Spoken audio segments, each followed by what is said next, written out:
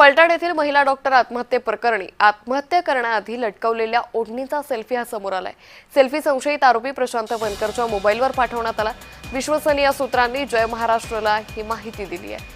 त्यामुळे फलटण येथील महिला डॉक्टर आत्महत्येप्रकरणी या महिला डॉक्टरने आत्महत्या करण्यापूर्वीचा लटकवलेल्या ओढणीचा सेल्फी हा समोर आलाय, जो आरोपी प्रशांत बनकरच्या मोबाईलवर पाठवल्याची माहिती ही सध्या समोर आली। विश्वसनीय सूत्रांनी जय महाराष्ट्रला ही माहिती दिली।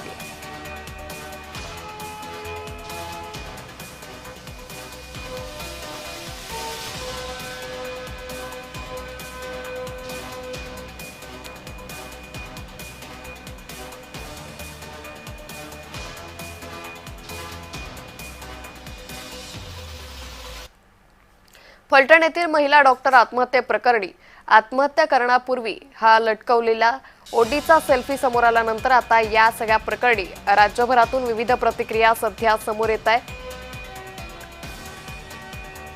डॉक्टर महिलेचा हॉटेल रूम मध्ये जातानाचा सीसीटीव्ही ही सध्या समोर आल्याचं पाहायला मिळत आहे। याच हॉटेल रूम मध्ये या महिला डॉक्टरने आत्महत्या केली होती।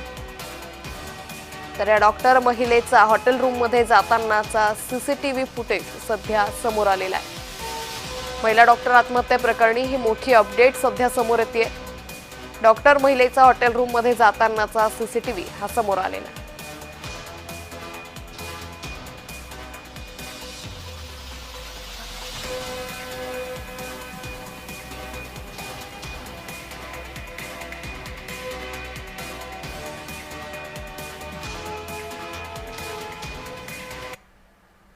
फलटणमधील महिला डॉक्टर आत्महत्या प्रकरणात मोठी अपडेट सध्या समोर येते।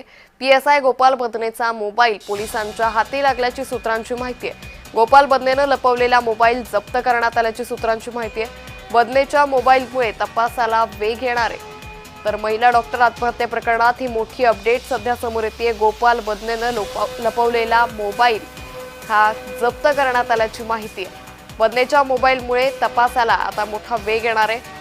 तर या प्रकरणावरून सध्या राज्यात विविध आरोप प्रत्यारोपांच्या फैरी झाडल्या जात असल्याचं पाहायला मिळतंय। याच प्रकरणी सध्या मोठी अपडेट समोर आली आहे। पीएसआय गोपाल बदनेचा मोबाईल हा पोलिसांच्या हाती लागलाय।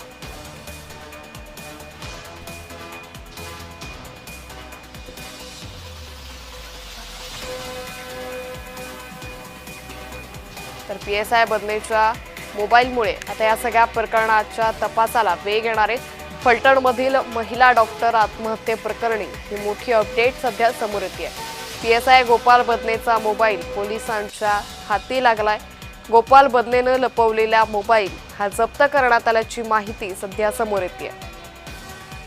त्यामुळे बदनेच्या आता या लपवलेल्या मोबाईलमुळे या सगळ्या प्रकरणात आणखी काय मोठे खुलासे होतात हे पाहणं अतिशय महत्त्वाचं ठरणार आहे।